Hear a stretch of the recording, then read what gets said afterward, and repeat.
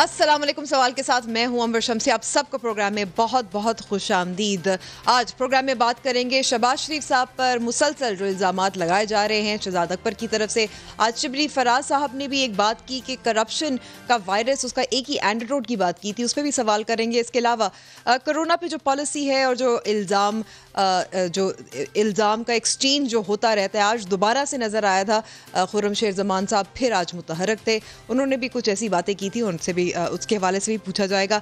हमारे साथ मौजूद है नफीसा शाह साहिबा, सीनियर रहनुमा है पाकिस्तान पीपल्स पार्टी की और रुकन कौमी असम्बली है। इसके अलावा कुछ ही देर में हमें ज्वाइन करेंगे पाकिस्तान मुस्लिम लीग नवाज के रहनुमा तलाल चौधरी साहब और शमशान बुखारी साहब तहरीक इंसाफ के रहनुमा और सूबाई वजीर पंजाब भी हैं। आप सबका बहुत बहुत शुक्रिया वक्त देने का। नफीसा शाह साहिबा, पहले मैं आपसे शुरू करना चाहती हूँ क्योंकि खुर्रम शेर जमान साहब ने पहले तो आदाद शुमार जो सिंध के थे उसके हवाले से बात की थी और उस पर सवालिया निशान थे बहुत उठाए थे, लेकिन इसके अलावा उसके बाद जो तरदीद भी आई थी, लेकिन आज उन्होंने दोबारा एक बात कही थी, उसको सुनाती हूँ फिर आपसे सवाल। जी नफीसा शाह साहिबा, पहले भी जब उन्होंने अमवात के हवाले से सवाल उठाए थे खुर्रम शेर जमान ने, तो असद उमर साहब ने तो तरदीद कर दी थी और साफ कह दिया था कि ऐसी कोई बात नहीं है। लेकिन अब मिसाल के तौर पर अगर टेस्ट के हवाले से बात की जाए तो पीर जो गोट में जो 279 तकरीबन केसेस पॉजिटिव आए थे, सरकारी लैब से टेस्ट करवाए गए थे, लेकिन जब वो निजी लैब से टेस्ट करवाए गए थे तो ज़्यादातर वो नेगेटिव फिर आए थे। तो फिर इस हवाले से असद उमर साहब तो तरदीद करने नहीं आ सकते, ये सिंध हुकूमत सिंध को इसका जवाब देना पड़ेगा। देखिए, उन्होंने जवाब दिया भी होगा। ये तो बहुत ही क्लियर बात है कि दुनिया भर में जहाँ भी ये टेस्टिंग किट्स हैं, उनकी एक्यूरेसी 70 टू 80% है, जहाँ कहाँ, और ये एक जनरल वर्ल्ड स्टैंडर्ड है। दूसरा, 1 मिनट से दूसरे मिनट विदिन 1 आवर ऑल्सो, अगर मैं अभी सिक हूँ और मेरा इंक्यूबेशन पीरियड पूरा हो गया है, मेरे सिम्टम्स खत्म हो गए हैं, तो मैं पॉजिटिव से नेगेटिव हो सकती हूँ। पीर जो गोट में आप उनको क्रेडिट दें, डिस्ट्रिक्ट एडमिनिस्ट्रेशन को और सर्वेलेंस टीम को, कि वहाँ पहले कोई भी केस डिटेक्ट नहीं हुआ था। अचानक एक खातून फौत हुई और वहाँ से हमें खुद इन्फॉर्मेशन आई कि ये this is a suspected Covid, आप इस फैमिली का टेस्ट करा दें, क्योंकि उसमें वो सारी अलामात थी। और इसके बाद उन्होंने फ्यूनरल भी किया और उसी ये फैमिली में। नफीसा साहिबा, मैं बस वाज़ेह करना चाहती हूँ कि ये जो मालूमात मिली थी ये कहाँ से मिली थी? क्या इंटेलिजेंस के साथ थी, पुलिस के साथ थी, डिस्ट्रिक्ट इंतजामिया थी? फ्रॉम द नेबर्स, देखिए लोग इतने विजिलेंट हैं, लोग वहाँ के परेशान हुए थे कि इनमें वो अलामात थीं और उनको ये फ़ियर था कि इन्होंने ये केस छुपाया था। और जाके जब वहाँ दैट वुमन डाइड, उसके बाद जब वहाँ टेस्ट हुई तो नियरली 50% पॉज़िटिव निकले वो फैमिली मेंबर्स। फिर उनके कॉन्टैक्ट ट्रेसिंग की, यानी कि उनके जो कॉन्टैक्ट्स थे, रिवर्स ट्रेसिंग वहाँ की, उसमें भी लगभग इसी तरीके से 1/3 का रेशो आया। उसके बाद because this whole thing had spread all over, तो जब उन्होंने जनरली आम शहर में की, तो उसमें बहुत भारी उसका जो रेशो था, अबाउट 2/3 वो पॉज़िटिव आया। लेकिन जब रीटेस्टिंग की तो 1/3 पॉज़िटिव आया। सो यू कैन से अगर आप उसमें मार्जिन ऑफ एरर भी डाल दें और उसमें 6 दिन का जो है उसमें चेंजेस थे, 6 दिन के बाद रीटेस्टिंग हुई है, तो a lot of positive cases would then become negative cases. तो इसमें इतना शोर हंगामा आ रहा है कि बिल्कुल ज़रूरत नहीं है। हम ये समझते हैं कि अभी बहुत कम, वफाक बहुत कम टेस्ट कर रही है। और शाह महमूद कुरैशी ने कहा कि 20,000 की हमारे पास गुंजाइश है, तो 20,000 टेस्टिंग क्यों नहीं हो रही? सबको पता है जब आपने लॉकडाउन खोल दिया है, जब कहीं पर भी हम्म। कोई भी रुकावट नहीं है, दुकान खुल गए आपके, एयरलाइंस आपकी खुल गई, आपका ट्रांसपोर्ट जो थ्रू एयर एटलीस्ट वो आपका खुल गया है, मकामी ट्रांसपोर्ट आपका खुल गया है, आपकी बाज़ारें खुल गई हैं, तो उसके बाद हमारा तो सिर्फ एक ही रेस्क्यू का तरीका है कि हम टेस्टिंग करें और हम वो एरियाज़ आइडेंटिफाई करें, लेकिन जहाँ पर मुश्किल है। नफीसा शाह इस्लामाबाद साहिबा, पाकिस्तान इस पे कहता है अमन। टेस्टिंग के हवाले से आप ये भी तो देखें कि मार्च से लेकर अब तक, अब मई आ चुका है, 3 गुना इजाफा हो गया है रोजाना की बुनियाद पर जो टेस्ट किए जाते हैं, और बहुत बड़ी तादाद जो है पंजाब में टेस्टिंग बहुत ज्यादा भी हो रही है। सिंध थोड़ा पीछे है, तो सिंध भी मिसाल के तौर पर अगर एग्जाम्पल सेट कर सकता है ना कि वो ज़्यादा टेस्ट करवा सकते हैं, ताकि ये मुकाबला इसको कह सकते हैं या कंपटीशन कह सकते हैं या मिसाल भी कह सकते हैं बाकी मुल्क के लिए, क्योंकि बाकी सूबे भी तो कर रहे हैं। It's not like it's not being done. देखिए, पंजाब, सिंध जो है ना वो कम्पीट कर रहे हैं। बाज़ औक़ात सिंध जो है 5-6, और उसका पर कैपिटा देखें ना, ratio to its population. Punjab कहता है कि हम 50% है आबादी का, तो total of the total test 50% उनको करने चाहिए, लेकिन क्या वो कर रहे हैं? कई दफा ऐसा हुआ है कि सिंध के टेस्ट 5-6 हजार हैं और उनके 3-3 हजार तक भी पहुंच गए हैं। उस पे भी ये the test are very expensive. ये सिंध गवर्नमेंट अपने जो रिसोर्सेज है उसे करे। अगर वफाक टेस्टिंग प्रोवाइड कर रहे हैं, वो किट्स दे रहे हैं और वो एक्सपेंसेस दे रहे हैं, ठीक है, फेयर इनफ, क्योंकि इतना दुरुस्त है कि अगर तादाद के हवाले से पंजाब आगे जरूर है, टेस्ट पर मिलियन के हवाले से सिंध जो है वो इस वक्त ज्यादा आगे नजर आ रहा है। सुमसान बुखारी साहब, टेस्टिंग की तो बात होगी, लेकिन एक और जो मामला जिसका जिक्र नफीसा शाह साहिबा ने भी किया था, पंजाब ने भी आज ऐलान कर दिया कि पब्लिक ट्रांसपोर्ट खोली जा रही है, शॉपिंग मॉल्स भी खोले जा रहे हैं। खैबर पख्तूनख्वा ने भी ऐलान कर दिया है। वज़ीर आज़म इमरान खान ने खास कल दरख्वास्त की थी कि पब्लिक ट्रांसपोर्ट को खोला जाए, लेकिन साथ साथ 40,000 तकरीबन कोरोना वायरस के पॉजिटिव केसेस मुल्क भर में हैं। और पंजाब में तो अगर हम कुछ आदादो शुमार में आपसे बताऊं कि 15,000 से ज़ायद केसेस नज़र आ रहे हैं। सिर्फ लाहौर में 6,000 केसेस है, रावलपिंडी में 800, ये कल की बात है। और जायद और फैसलाबाद में भी 550 से ज़ायद केसेस हैं। पंजाब में 5 दिनों में 2,800 केसेस और 37 जो डेथ्स हैं ये नज़र आई हैं। तो जब आप खोल रहे हैं, पब्लिक ट्रांसपोर्ट भी खोल रहे हैं, बाजार भी खोल रहे हैं, शॉपिंग मॉल्स भी खोल रहे हैं, SOPs फॉलो नहीं हो रही। यौम अली की जो जुलूस से नज़र आया था किस तरह से वहाँ SOPs फॉलो की गई थी, तो ये आपको डर नहीं लग रहा, खदशा नहीं हो रहा कि इससे तो ज़्यादा वबा फैल जाएगी? People are not following the SOPs और आप इन्फोर्स नहीं कर पा रहे। बिस्मिल्लाहिर्रहमानिर्रहीम। देखिए अमर, बात यह कि इस वक्त जो एज ऑफ नाउ अभी ये अपडेट होता रहेगा, 14,201 केस है पंजाब में। अच्छा, अब हर पॉलिटिशियन का, हर बंदे का एक अपनी सोच है। मेरे लिए ये एक वबा जो है वो पूरी दुनिया में है, मगर मेरा कंसर्न पाकिस्तान है, पंजाब नहीं है, सिंध नहीं है, बलूचिस्तान नहीं है, KP नहीं है, आज़ाद कश्मीर नहीं है, GB नहीं है। हमें कहीं तो पाकिस्तानी बन जाना चाहिए। I am one of those के जिसका कंसर्न पाकिस्तान है। और मैं अगर कंपटीशन की भी बात करूं तो हेल्थी कंपटीशन होना चाहिए, कोई एक दूसरे के ऊपर कोई तानो तंज का competition. I don't believe in that. I am not like those politicians. कोई भी डिवाइड की किसी साइड पे भी हो, ठीक है, हेल्थी कंपटीशन, देखिए हेल्थी कंपटीशन अगर टेस्ट हो और अपने लोगों के लिए सहूलियत फराहम करने में कंपटीशन तो हेल्थी खत्म करने देंगे। आपने एक सवाल मेरे से किया, आप मुझे अगर इजाज़त दें तो मैं जवाब दे देता हूँ। हाँ, मैं गुजारिश आपसे ये करना चाहता हूँ अमर, कि अर्ज़ ये है कि लॉकडाउन को ईज़ आउट करने का या खोलने का फैसला क्यों किया गया। अब देखिए स्वीडन ने पहले दिन से क्या किया, और स्वीडन का जो डेथ रेशो है वो सारे यूरोप में कम है। उन्होंने एक दिन भी लॉकडाउन नहीं किया। That is one. मगर सुमसान बुखारी साहब, मैं बस क्योंकि तस्हीह करना चाहती हूँ, क्योंकि मैं तस्हीह करना चाहती हूँ इसलिए क्योंकि डेनमार्क की बात हो, जो इर्द गिर्द के जो हमसाए ममालिक है, मैं स्वीडन की बात कर रहा हूँ, मैं स्वीडन की ही बात कर रही हूँ। डेनमार्क से ज़्यादा है, नीदरलैंड से ज़्यादा है, जो स्कैंडिनेवियन कंट्रीज है, हमसाए ममालिक है, उनके 6 गुना डेथ्स जो हैं स्वीडन में ज़्यादा पेश आई हैं और उनकी मईशत का भी उतना ही बुरा असर आया है। मैं यूके के साथ देखिए अंबर, मैं यूके के साथ उसका मुआवजा कर रहा था। आपने मुझे बात चूँकि कंप्लीट नहीं करने दी। अगर मैंने कहा ज़्यादातर से अच्छा आपने इनकी मिसाल दे दी, क्या इटली की, जर्मनी की, बेल्जियम की वो मिसाल किधर गई, USA की मिसाल किधर गई? ये नहीं है मसला।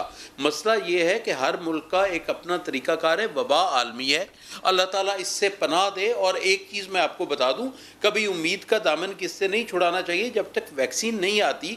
इवन जिस हर्ड इम्यूनिटी की हम बात करते हैं उसका कोई हैसियत नहीं है हर्ड इम्यूनिटी की जब तक वैक्सीन नहीं आती। सो बेसिकली क्या है कि आपको इसके साथ SOPs पे अमल करते हुए रहना है। आपको भूख का पूरी दुनिया को मसला है। पूरी दुनिया की इकॉनमी जिस तरह हर्ट हुई है, ये अगर कल भी ख़त्म हो जाए तो आप यकीन कीजिए जो हालात चल रहे थे फरवरी में, वो 5 साल भी वैसे नहीं होंगे। इकॉनमी पूरी दुनिया की तबाह हुई है उसमें आप यहाँ देखें, बहुत सारे ममालिक ऐसे हैं। अफ्रीका में टेस्टिंग हो ही नहीं रही। मुझे और आपको, हम अंदाज़ा ही नहीं कर सकते वहाँ है या नहीं है या कितना है। आप टेस्टिंग देखें कि वहाँ मास वाइज साउथ अफ्रीका के बाकी टेस्टिंग की क्या रेशो है। Even in our own country और इवन इन इंडिया, जो इतने बड़ी अपने आप को ताकत कहते हैं, टेस्टिंग मैं समझता हूं कि पूरी तौर पे अभी कम है जितने टेस्ट होने चाहिए। वन रीज़न जो नफीसा ने कहा, एक्सपेंसिव है। सेकंड, बंदे वैसे ही हमारी मेंटेलिटी ऐसी कि डरते हैं जी टेस्ट हो जाएगा तो पता नहीं क्वारंटीन क्या है और करंटीना क्या है। हालांकि उनको ये नहीं पता कि ज़्यादातर लोग जो क्वारंटीन हो जाएंगे वो अल्लाह ताला के फजलो करम से वो बच जाएंगे और एहतियात करेंगे। एहतियात आपको करनी पड़ेगी, डेफिनेटली आपको SOPs पे जाना पड़ेगा। और इसके लिए मैं समझता हूँ कि पिछले 2 दिन में हमारे ताजरों ने, हमारे अवाम ने, जो हम खुद अवाम में से हैं, SOPs को हम उस तरह फॉलो नहीं किया जिस तरह करना चाहिए था। तो मेरी यही दरख्वास्त होगी कि कारोबार बंद करना, कारोबार बंद करना, दरख्वास्त तो कर रहे हैं, ताजिर बिरादरी जो है वादे भी करे। कारोबार बंद करना। देखिए एक बार फिर उनसे हाथ जोड़ के कहा था कि आप प्लीज SOPs फॉलो करवाएं। मैं सवाल यहाँ करना चाहती हूँ, जिस वक्त मैं कंक्लूजन पे आता हूँ, आप अपनी बात कर, मैं एक बात मुझे, तो मैं आपको ये कहता हूँ कि कारोबार बंद करना कोई हल नहीं है, ट्रांसपोर्ट बंद करना कोई हल नहीं है, SOPs पे अमल करना ही हल है, एहतियात ही हल है और वो हमें करनी पड़ेगी और हुकूमत को करवानी पड़ेगी। एंड लोग खुद करें तो बेहतर है, वरना जिस एरिया में ज़्यादा प्रॉब्लम होगा तो उसको लॉकडाउन करना पड़ेगा, डेफिनेटली करना पड़ेगा। लेकिन हम बार बार देख रहे हैं जब से नरमी आई है, जब से मार्केटें खुली हैं, SOPs को नहीं फॉलो किया जा रहा और अफसोस की बात यही है। तो हुकूमत जो है मैंने आपको कहा कि उस तरह हम फॉलो नहीं कर रहे, मगर आप कभी गरीब के घरों में जाके तो देखें, मगर फिर हम मजीद चीजें खोल भी रहे हैं ना, कि जहां पीछे जो चीजें हमने खोली हैं वो संभाली नहीं जा रही और फिर हम चाह रहे हैं कि अब हम पब्लिक ट्रांसपोर्ट भी खोल जाए, शॉपिंग मॉल भी खोल जाए, जहां पूरी दुनिया अगर खोल दी। मैं तो I am of A view क्योंकि मैं हल्के का पॉलिटिशियन हूं, I am of A view के एहतियात के साथ चीजें खोलनी चाहिए, एहतियात के साथ लोगों को समझाना, अपनी जगह कोशिश करनी चाहिए। गवर्नमेंट को रिट भी इस्तेमाल करनी पड़े तो करनी पड़ेगी, लेकिन एहतियात के साथ चीजें खोलनी चाहिए, एहतियात के साथ चीजें खोलनी भी चाहिए और खुल भी रही हैं। जी तलाल चौधरी साहब, जी बिल्कुल बार बार जो हुकूमती नुमाइंदे वो ये कहते हैं कि अपोजिशन के पास एक काउंटर प्लान नहीं है क्योंकि तवाज़ुन के साथ तो चलना है। बिस्मिल्लाहिर्रहमानिर्रहीम। अंबर, अगर याद हो तो जिस दिन अपोजिशन लीडर आए थे उसी दिन ही उन्होंने एक दिन बाद पूरी एक जामे प्रेस कॉन्फ्रेंस की, एक लाहे अमल दिया जिसमें मुआशी प्लान भी था, जिसमें डॉक्टर्स और पैरामेडिक्स के लिए, उसके बाद बाकी वो लोग जो इस वबा से इफेक्ट होंगे उनके लिए मुआशी प्लान कि क्या क्या रिलीफ पैकेज होना चाहिए, सारी चीज़ें दी गई थी। लेकिन आपको तो पता है कि यहाँ बिल्कुल सुनना पसंद ही नहीं करते, अपने आप को अकले कुल समझते हैं, बड़ी मिन्नतों और जनतों के क्या कहते हैं करके तो हमने इजलास बुलाया है। और इजलास आप देख लें कि कौमी असम्बली का इजलास जो हुकूमत 130 दिन होते हैं साल में, जो हुकूमत 130 दिन पूरे करना मुनासिब ना समझे, वो अपोजिशन को कितना ज्यादा सुनना पसंद करती होगी। वह अपोजिशन करती क्या है, तकरीर करती है या सवाल करती है।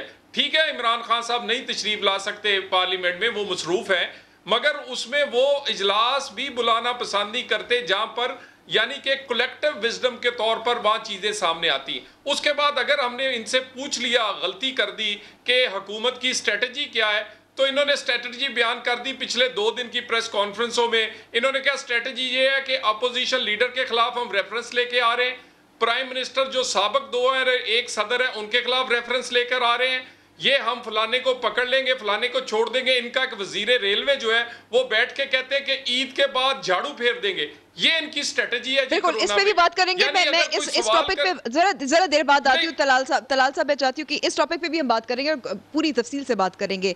लेकिन गोइंग बैक, आपने जैसे कहा कि शहबाज शरीफ साहब ने अपना, मैं इसी पे देखे ना, इनकी ये स्ट्रेटजी ये है कि जो सवाल करे उस सवाल को सुनने की बजाय उनको पकड़ो दकड़ो, उनकी आवाज बंद करो। बाकी इस वक्त पीर साहब ठीक कह रहे हैं कि एहतियात के साथ चीजें खुलनी चाहिए, लेकिन मैं पीर साहब से गुजारिश ये करता हूं कि पहले कंफ्यूजन रहा कि लॉकडाउन होना चाहिए नहीं होना चाहिए, कंप्लीट होना चाहिए, सॉफ्ट होना चाहिए। अब देखे ना, इनकम्पिटेंस जो है वो नजर आ रही है। कल यौम अली था, कल क्या हुआ है? गवर्नमेंट की रिट कहां नजर आई है? तो एसओपी कहां गए? और खुद इनके वुजरा प्रेस कॉन्फ्रेंस करके कह रहे हैं कि मार्केट्स वाले दूसरे लोग एसओपी फॉलो नहीं कर रहे। तो अगर एसओपी फॉलो नहीं किए जा रहे तो फिर एसओपी का क्या फायदा? अगर लॉकडाउन हमने किया भी दिखावे का, एसओपी बनाए भी दिखावे के, तो फिर सिर्फ सिंपली इतना कह दें कि जो अल्लाह को मंजूर हो जाएगा, जो जिसने करना है वो करता रहे। हुकूमत फिर इसका मतलब है कोई रोल ना, उसमें सलाहियत है और ना उसकी कोई विल है। इसमें सुमसान बुखारी साहब, जो बार बार कहा जाता है लॉकडाउन के खिलाफ, असदुबर साहब ने भी कौमी असेंबली में बात की थी, इमरान खान साहब हमेशा लॉकडाउन के खिलाफ रहे हैं, लेकिन जब सूट करता है तो फिर लॉकडाउन की तारीफ और उसके जो फ़ायदे हैं वो भी बयान किए जाते हैं। मैं आपको कुछ क्लिप सुनवाना चाहती हूँ। तो फिर सुमसान बुखारी साहब, वफाक की इमरान खान साहब का फिर विजन क्या हुआ कि लॉकडाउन के वो खिलाफ थे या लॉकडाउन का फ़ायदा हुआ? I am also confused to be honest. मुझे भी नहीं समझ आ रही कि अगर एक लाइन में बयान किया जाए तो कैसे इसको बयान किया जाए। नहीं, आपकी भी कन्फ्यूजन, देखिए कन्फ्यूजन जो दूर करना चाहता है उसकी 1 मिनट में हो जाती है। मैं गुजारिश आपसे ये करना चाहता हूँ कि एक सवाल आपने किया, एक वबा है, उस वबा के कर्व आते हैं, उस वबा का एक ग्राफ होता है, उसके हालात के मुताबिक आपको फ़ैसले करने होते हैं, उसके रीपरकशंस होते हैं। आप 8 दिन लोगों को रोक सकते हो काम से, 10 दिन रोक सकते हो, 15 दिन रोक सकते हो। लोग बड़ी बड़ी बातें करते हैं, हम में से हैं कितने जिनको गरीब का एहसास है? मैं आपसे गुजारिश ये करना चाहूँगा कि हमारी बड़ी सीधी पॉलिसी है कि जब तक हमने लॉकडाउन करके, पूरी दुनिया जो है वो लॉकडाउन को ईज़ आउट करने की तरफ जा रही है, और सिर्फ जो है वो दिलदारी वाइज को पीटीआई आ जाती है। अर्ज़ ये है कि हमने तो लॉकडाउन से पहले दिन से प्राइम मिनिस्टर का बिल्कुल ये व्यू था कि आप लॉकडाउन इस तरह करें कि दिहाड़ीदार जो है, किसान जो है, मज़दूर जो है, जो बेचारा पावर्टी लाइन के नीचे रह रहा है, वो उसकी ज़िंदगी इफ़ेक्ट ना हो।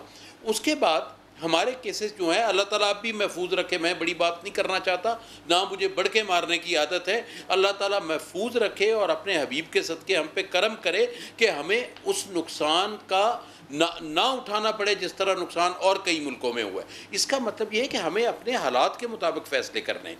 तो जहाँ तक एसओपीज़ का मसला है, एसओपीज़ क्या है? आपको सोशल डिस्टेंसिंग करनी है, आपको अपने हाथों का ख्याल रखना है, आपको अपनी सफाई का ख्याल रखना है, आपको उन एरियाज़ का ख्याल रखना है। और खुदा न खास्ता कई किसी जगह हो जाते हैं, आई नो ए फैमिली कि वो 11 के 11 बंदे जो हैं, मतलब मेरे जानने वालों में से है, वो 11 के 11 बंदे इन्फेक्ट हुए हैं और आज अल्लाह के फजल से 11 के 11 ठीक हो गए और सारे घर में क्वारंटीन थे।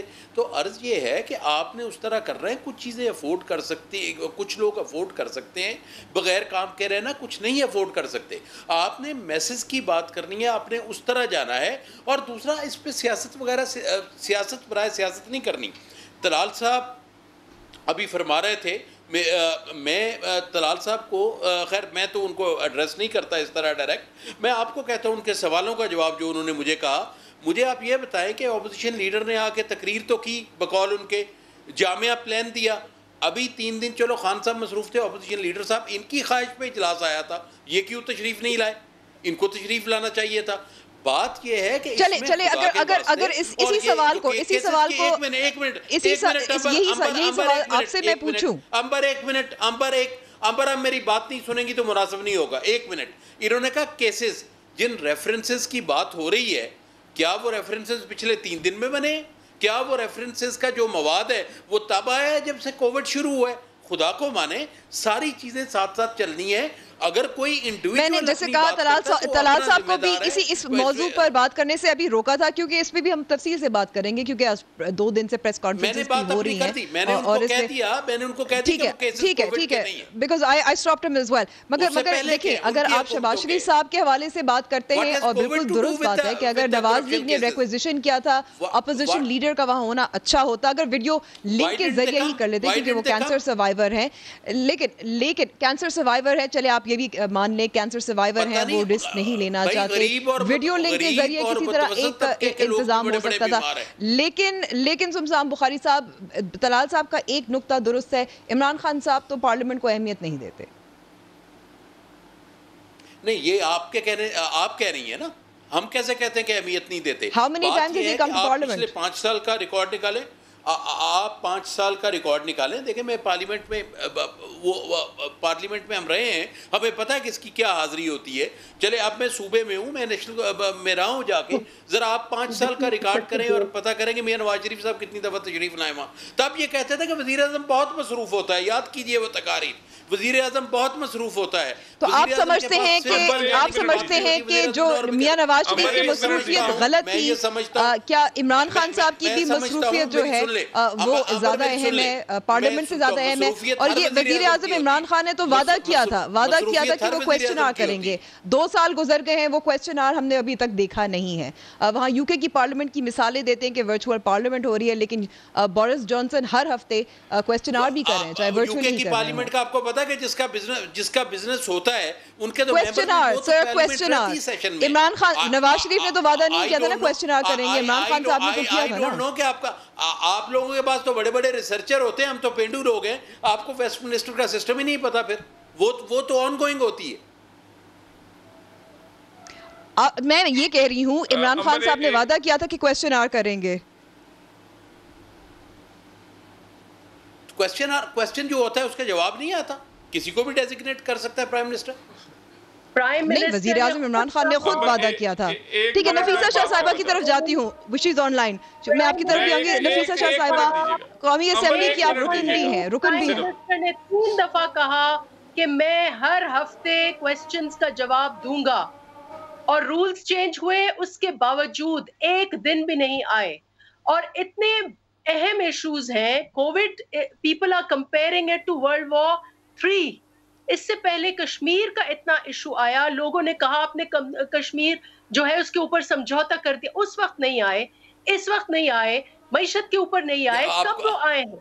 और जब ऑपोजिशन में थे हम लोग, उस वक्त ये कंटेनर पर सवार थे, इस वक्त भी उनके ऊपर ये कोरोना वायरस का तो वैक्सीन आ जाएगा, कंटेनर वायरस जो लगा हुआ है खान साहब को और उनकी पूरी टीम को, उनके टाइगर फोर्सेस को, इस कंटेनर वायरस का अनफॉर्चुनेटली इलाज नहीं है, और यही कंटेनर वायरस उनके सर पे सवार है। और इसीलिए कहीं भी ऑपोजिशन की जमातों ने, बिलखुसूस चेयरमैन बिलावल भुट्टो जरदारी ने ओपनली कहा कि आप प्राइम मिनिस्टर बने, हम आपके पीछे हैं, और आप इस कोरोना वायरस में सारे मुल्क को इकट्ठा लेकर चलें।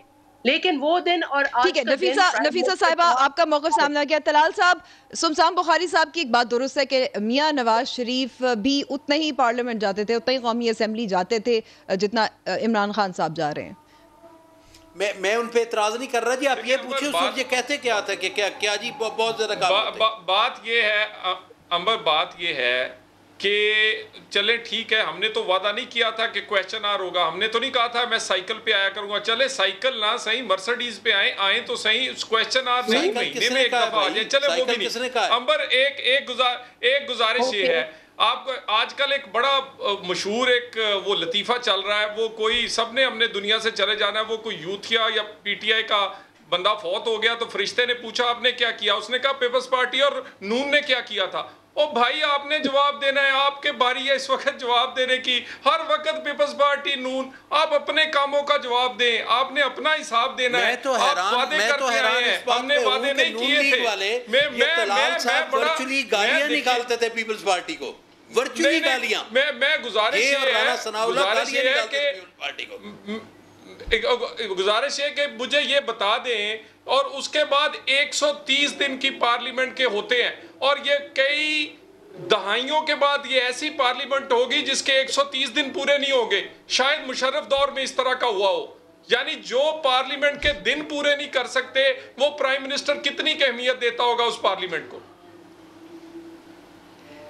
ठीक है, ये पार्लियामेंट की बात हुई, कोरोना की स्ट्रैटेजी के हवाले से भी बात होगी, लेकिन बार बार जो जिक्र आ रहा है, क्योंकि ये काफ़ी ज़्यादा शहजाद अकबर साहब के प्रेस कॉन्फ्रेंसेस भी हमारे सामने हैं, उन्होंने बार बार की हैं। आज शिबली फराज साहब के साथ भी प्रेस कॉन्फ्रेंस की थी, और शिबली फराज साहब जो वज़ीर इत्तलात हैं, उन्होंने एक ख़ास जुमला कहा था, वो आपको सुनाती हूँ फिर अपने मेहमान। जी, तो इमरान खान साहब एंटीडोट है करप्शन के वायरस के या नहीं, अपने मेहमानों से पूछेंगे इस ब्रेक के बाद।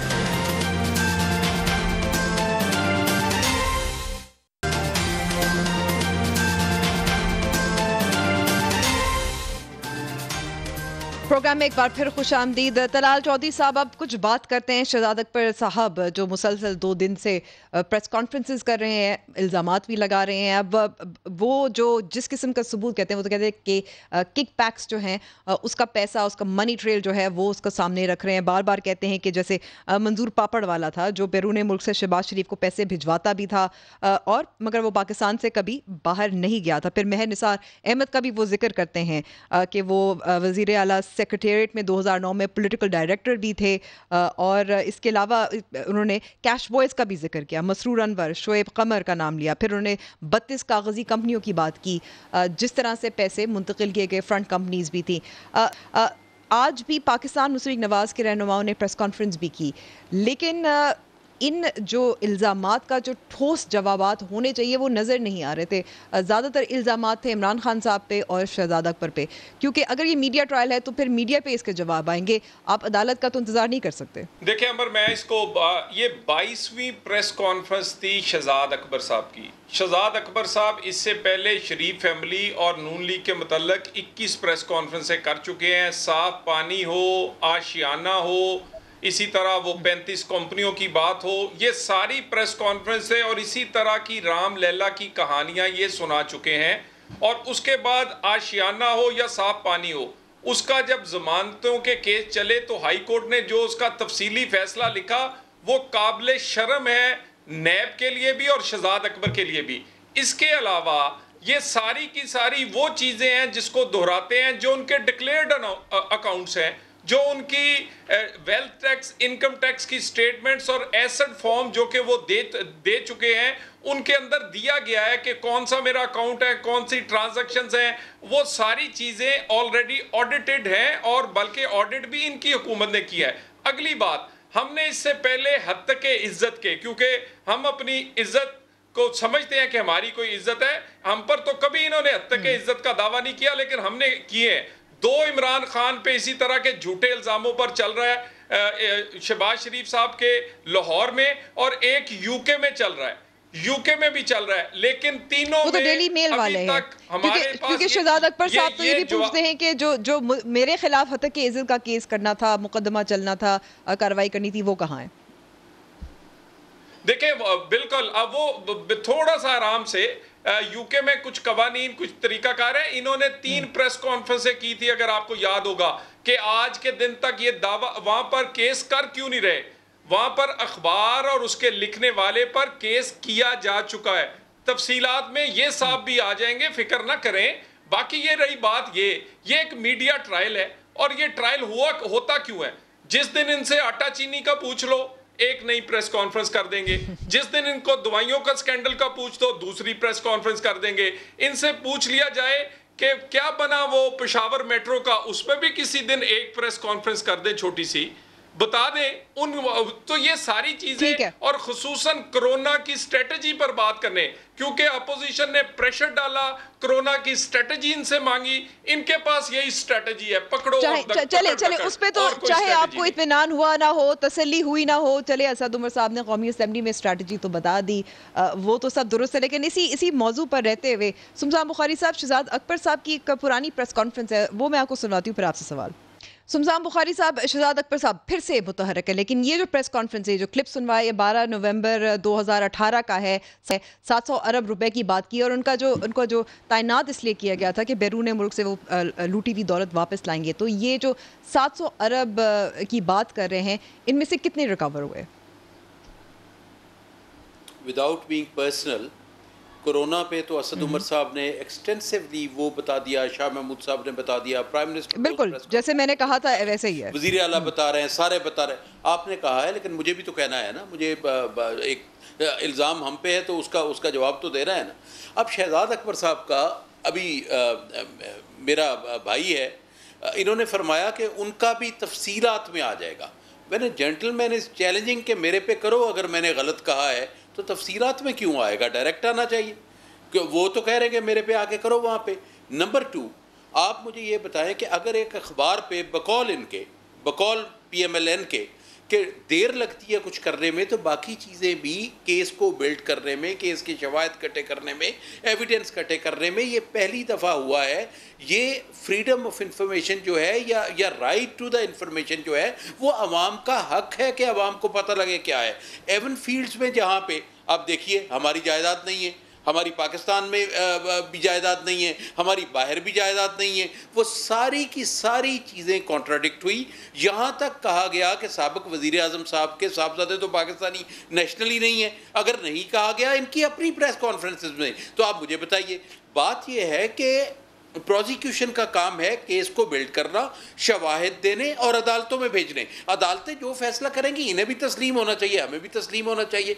पर्सनलाइज होने की तो ज़रूरत ही नहीं, गाली गलौज करने की तो कोई ज़रूरत ही नहीं। It's all about evidence. उन्होंने एक चीज़ बताई, उसकी एविडेंस लेके अदालतों में जो केस पहुंचेंगे, अगर ये पाक हो मेरे लिए बड़ी खुशी की बात है। हमारा एक हुक्मरान खानदान पाक होगा। और अगर ये पाक ना हो, मेरी बात सुन लें, अगर ये पाक ना हो तो फिर उसका हिसाब दें। अब मुझे बता दें पाकिस्तान में कितने लोग हैं जो एवन फील्ड में, ठीक है, हिसाब दे, पाक ना हो तो हिसाब दे, बिल्कुल दुरुस्त बात है। लेकिन सुल्तान बुखारी साहब तो हिसाब देखिए, ये जो सबूत जमा करना, ये तो काम होगा एसिड रिकवरी यूनिट का। सबूत जमा करना तो काम होगा एसिड रिकवरी यूनिट का, और एसिड्स को रिकवर करना भी उनका काम होगा। अभी तक एसिड्स रिकवर नहीं हुए।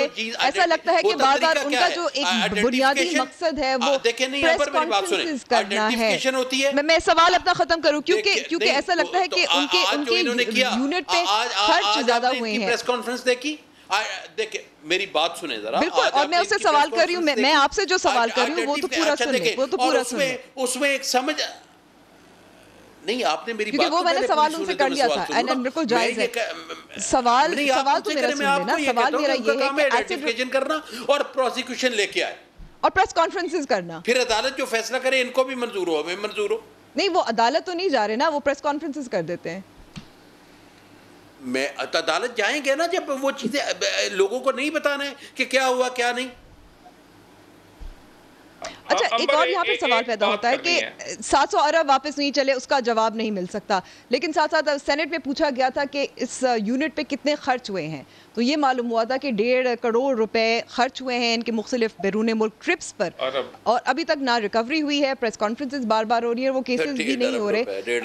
तो सवाल ये पैदा होता है कि फिर अगर इतना संजीदा है करप्शन पे और करप्शन के खात्मे पर, तो तवाज़ुन भी हो और फिर काम भी नजर आए ना कि आखिर अब 2 साल गुजरने वाले इनकी तैनाती पर कोई केस ऐसा नहीं है जो इस तरह से अदालत गया हो। जो चीज़ें अनअर्थ हुई हैं, जो चीज़ें सामने आई हैं, जो चीज़ें देखें, हुकूमत का काम क्या है कि आपको कोई शिकायत आती है या आपको कोई पता होता है या आपको ये लगा करता है कि ये आदमी बियॉन्ड मीन्स रह रहा है, आपने उसके एसेट्स का, उसके हिसाब का, मनी ट्रेल का करना है। जो आपको नज़र आएगा वो आपने इन्वेस्टिगेशन एजेंसी जो है उसने करके अदालत को भेजना है। फैसला अदालत ने करना है कि कौन पाक है कौन नहीं है। मगर अगर शवायद के साथ जाएगा तो क्या करे, और अगर आपका केस खुदा न खास्ता कमज़ोर होगा तो उसमें प्रॉब्लम आएगी। इसमें तो ये तो प्योर लीगल मैटर है, इसको सियासी मैटर बनाना सिर्फ इनके फ़ायदे की बात है, ये तो लीगल मैटर है। ठीक है, नफीसा शाह साहिबा, आपको लग रहा है, क्योंकि तोपों की रुख ऐसा लग रहा है कि शहबाज शरीफ की तरफ है, क्या ये लीगल बैटल है या सियासी बैटल है? देखिए, मैं इस इशू में नहीं, मैं आपका ध्यान take your mind to what they एक कंसिस्टेंटली जो उन्होंने एक नैरेटिव बिल्ड किया करप्शन के खिलाफ। जब से ये हुकूमत में आए हैं तो उन्होंने करप्शन की राह हमवार करते रहे and they are creating legal means जिसके थ्रू आप करप्शन करें। पनामा के ऊपर कितना इन्होंने शोर डाला। 2 दिन पहले सदर पाकिस्तान ने एक ऑर्डिनेंस के जरिए ऑफशोर अकाउंट्स कंपनीज लॉ में अमेंडमेंट्स की, जिसके जरिए आप 10% अपना काला धन जो है वो सीक्रेट करके रखें, आपसे कोई नहीं पूछेगा। अब मुझे पता है शहजाद अकबर किस मुंह से प्रेस कॉन्फ्रेंसेस कर रहे हैं। This is not the only one. Go back 1 month, आपको कंस्ट्रक्शन इंडस्ट्री के लिए एक एमनेस्टी मिलेगी। 1 महीना पहले जाएं, रियल एस्टेट की एमनेस्टी मिलेगी। उससे पहले चले जाएं, फॉरेन अकाउंट्स जो है उसके ऊपर आपकी एमनेस्टी मिलेगी। उससे 1 महीना पहले जाएं, आपको एक और एमनेस्टी, इस हुकूमत में, इस नाकिस नाकारा हुकूमत ने लीगल मीन्स क्रिएट किए हैं for the corrupt, for the white collar criminals, और इनके सारे इर्द गिर्द वही लोग हैं जो जनरल मुशर्रफ के ज़माने में उन्होंने खूब खाया पिया ऐश किया, और इस वक्त they are continuing to do. मुझे बताएं what moral right now do they have to ask any questions from anybody, जब आपने कानून में ही चेंजेस कर लिए कि आप करप्शन जो है अपनी छुपा सकें या करप्शन का पैसा मुल्क में वापस लेके आ सके। आप एक और ऑर्डिनेंस भूल रही हैं, आप एक और ऑर्डिनेंस जो भूल रही है, उसी में जो शामिल है कि कंपनीज में डायरेक्टर्स प्ली बार्गेन पहले था 2017 का जो कानून था, उसमें उसके तहत अगर आप प्ली बार्गेन में एंटर होते हैं तो फिर आप कंपनी के डायरेक्टर नहीं बन सकते। अब ये शिक ख़त्म कर दी गई है, तो प्ली बार्गेन तो एतराफ़ जुर्म भी कहा जाता है। So you could just confirm my point. So they're creating a system to which corrupt get away with लूट खसूट जो भी करना है, और इसलिए ये डबल स्टैंडर्ड्स पर मबनी है। इसलिए शहजाद अकबर से आप ये सवाल पूछें कि एक प्रेस कॉन्फ्रेंस, ये जो ऑफशोर प्रॉपर्टीज के ऊपर, पनामा के ऊपर रौला डाला था, आज कैसे उन्होंने कानून, how dare they change the law. यानी कि कौल और फेल में तजाद है, ये आपका कहना है। तलाल चौधरी साहब, कौल और फेल की बात की जाए तो अब राना सनाउल्लाह साहब पहले भी पेश गोई कर चुके हैं, शेख रशीद साहब भी पेश गोई कर चुके हैं कि झाड़ू फिरेगा वगैरह वगैरह, लेकिन राना सनाउल्लाह साहब ने क्या कहा था? उनका ये कहना था कि उनकी गिरफ्तारी का खदशा है, शाहिद खाकान अब्बासी की गिरफ्तारी का खदशा है, शहबाज शरीफ की और जावेद लतीफ़ की, तो आपको भी यही लग रहा है? देखिए बिल्कुल जी, ये हमें तो वो जो आर हैं, क्योंकि मैं रूरल साइड का आर्मी हूँ, हमें तो वुज़रा के आरों से पता चल जाता है कि इस वक्त अपोजिशन से क्या होना है। एक वजीर रेलवे जो है वो पहले ऐलान कर देते हैं। अब आप ये देखें, कहते हैं नैब आज़ाद अदारा है, यानी अगर नैब आज़ाद अदारा है तो आज शहजाद अकबर साहब फरमा रहे थे कि भाई बस 2-4 दिन में रेफरेंस आने वाला है, और अगर कल की उसकी प्रेस रिलीज पड़े नैब की तो उसमें भी यही है। लगता तो नहीं है आज़ाद अदारा, लगता है कि दोनों मिलके काम कर रहे हैं या नैब इनके अंडर काम कर रहा है। और आज जो कागज़ लहराए हैं शहजाद अकबर साहब ने, जिसमें लोगों के शनाख्ती कार्ड, लोगों के बैंक अकाउंट्स, लोगों के अपना इनकम टैक्स के डॉक्यूमेंट्स, वो ऐसी चीज़ें हैं जहां तक आपको एक्सेस हासिल नहीं होती जब तक कि आप इन्वेस्टिगेशन एजेंसी ना हो। तो अगर आप इन्वेस्टिगेटर नहीं हैं, आईओ नहीं है, इन्वेस्टिगेशन एजेंसी के सरबराह नहीं है, आपके पास वो मालूमात कहाँ से आई? क्या आप वो मालूमात लेते हैं अपोजिशन को दबाने के लिए? क्या आप, और उसके बाद क्या अदारे आपके नीचे काम कर रहे हैं? यानी नैब और FIA वो ये तासर देते हैं कि उनके हुक्म पर काम करते हैं। तो इस तरह के हालात से तो हमें क्लियर पता चल रहा है कि किसने गिरफ्तार होना है और किसने क्या होना है। बाकी ये काम तो बड़ी देर से चल रहा है। 22 करोड़ को भी गिरफ्तार कर लें, लेकिन अपनी नालायकी ना अहलियों से ये जान नहीं छुड़ा सकते। देखें ना, बुज़दार साहब को किस तरह ये सुपरमैन बना लेंगे जब वो क्या कोई काम ही नहीं करेंगे। किस तरह ये दवाइयों का स्कैंडल, तलाल साहब मैं आपसे ये किस तरह छुपा लेंगे? ठीक है, लेकिन मैं जो एक आपसे सवाल पूछना चाह रही हूँ, क्योंकि बहुत सारी जो तज्ज़िये हैं वो फ्लोट अराउंड कर रहे हैं, बात कर रहे हैं लोग, शहबाज शरीफ साहब को क्यों हदफ बनाया जा रहा है आपकी नज़र में?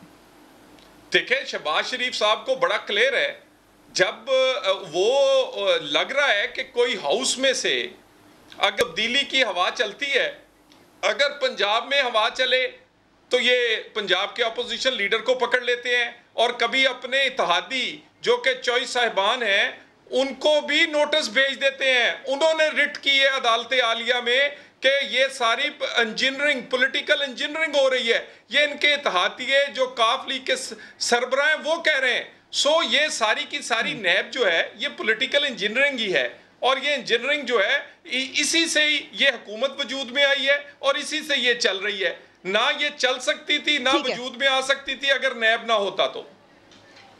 ठीक है, सुमसान बुखारी साहब, ऑपोजिशन नून लीग तो कहती रहती है, लेकिन ये काफ लीग का कहना कि नैब जो है टूल है पॉलिटिकल इंजीनियरिंग का, ये तो आपके इत्तेहादी हैं, उनका कहना कुछ बात में कुछ वजन लग रही है। अच्छा अंबर, ऐसे है कि मैं नफीसा का भी जवाब दूंगा, पहले तलाल साहब का भी दूंगा और आपके सवाल का भी जवाब दूंगा। पहली बात तो ये है, एमनेस्टी पे ये बात करते हैं क्या इन दोनों की हुकूमतों ने कभी नहीं दी? कभी हालात जो हैं जिस तरह क्या है क्या नहीं दी? और इसमें ये है कि उस चीज़ों में वो न करें जो आपने किया हुआ है और आपने बारहा किया हुआ है, आप उस पर जो है वो बात करें। दूसरी बात ये है, मैं आपको एक इशारा देता हूँ। आप मुझे ये बताएं कि जिस वक्त शहबाज शरीफ साहब वज़ीर आला थे, उस वक्त राना सनाउल्लाह साहब, तलाल चौधरी साहब, शहबाज शरीफ साहब बजाते खुद उस वक्त पीपल्स पार्टी के बारे में क्या कहते थे?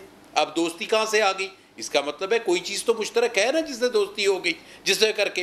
दूसरा, मैं आपसे गुजारिश ये करना चाहता हूँ कि ये कह रहे हैं कि नैब जो है अदारे, नैब का आपको याद होगा कि सैफुर रहमान की सरबराही में किसने ये क्रिएट किया था? बिल्कुल मैं इस बात पे यकीन रखता हूँ कि नैब आज़ाद अदारा है और इसमें इत्तेहादियों की बात नहीं। पीटीआई पहली दफ़ा पीटीआई की हुकूमत है कि people sitting in the cabinet, उनको भी केसेस फेस करना पड़े। हमारे बहुत सारे लोगों को करना पड़े। जहाँ तक सवाल पीटीआई की पॉलिसी का है, पीटीआई का हो, नून का हो, काफ का हो, पीपल्स पार्टी का हो, किसी और जमात का हो या कोई सरकारी अफसर हो, अगर किसी की कोई करप्शन अनअर्थ होती है तो उसको उसका जवाब देना पड़ेगा। हुकूमत उसको टूल नहीं पड़ेगी। हुकूमत FIA के जो सरबराह हैं उनको नहीं बदलेगी कि इनको कुछ नहीं कहना है, ऐसा नहीं होगा। और आप ये देख रहे हैं, अगर आप मुझे बता दें किसी बुखारी साहब FIA की आपने बात की, तारीख में तो जाए, तारीख में तो जाए ना, तारीख में तो जाए। थोड़ा रह गया, इसलिए मैं जल्दी से मैं आखिरी कमेंट चीनी बहरान की अभी रिपोर्ट तो नहीं आई। देखिए मैं आपके सामने बैठा हूं, इन कैबिनेट में, बिल्कुल मेरे पास वक्त थोड़ा रह गया, I have very little time. अगर चीनी बहरान की जो कमीशन के हवाले से बात की जाए, अगर पंजाब के चीफ एग्जीक्यूटिव यानी कि उस्मान बुज़दार साहब चीनी कमीशन के सामने पेश हो सकते हैं, तो जो मुल्क के चीफ एग्जीक्यूटिव है, जहां काबीना में फैसला भी हुआ था एक्सपोर्ट के हवाले से, इमरान खान साहब क्यों नहीं कमीशन के सामने पेश हो सकते? जब भी अदालत ने बुलाया या किसी कमीशन ने बुलाया, या उन्होंने कभी ऐसे नहीं किया कि ना करें। लेकिन बात बड़ी सीधी सीधी है कि देखें, अगर कोई चीज़ हुई है, अभी रिपोर्ट आने वाली है, जिस वक्त रिपोर्ट आती है उसमें फोरेंसिक हो रहा है, सारा कुछ हो रहा है, उसमें काबीना में मिक्स आवाज, even in Punjab cabinet, I am one of them जो चीनी सब्सिडी के खिलाफ बोले। अब चीनी की भी सब्सिडी का सबसे ज्यादा बेनिफिशियरी जो है, उनके मालकान का ज्यादा का तलक नून लीग से या किसी और जमात से। मैं आप पे सवाल छोड़ के जाता हूं। जहांगीर तरीन साहब और खुसरो बख्तियार का नाम लिया जा रहा है, लेकिन क्योंकि वक्त खत्म हो गया, इस पे मजीद बात नहीं हो सकती। नहीं, एक मिनट, बाकी क्या नून का नाम नहीं लिया जा रहा? सुबह बुखारी साहब, प्रोग्राम का वक्त खत्म हो गया। बहुत बहुत शुक्रिया नफीसा और तलाल चौधरी साहब। जरूर हमें फीडबैक दीजिएगा हमारे फेसबुक पेज और ट्विटर हैंडल पे। अब होगी कल मुलाकात। खुदा हाफिज।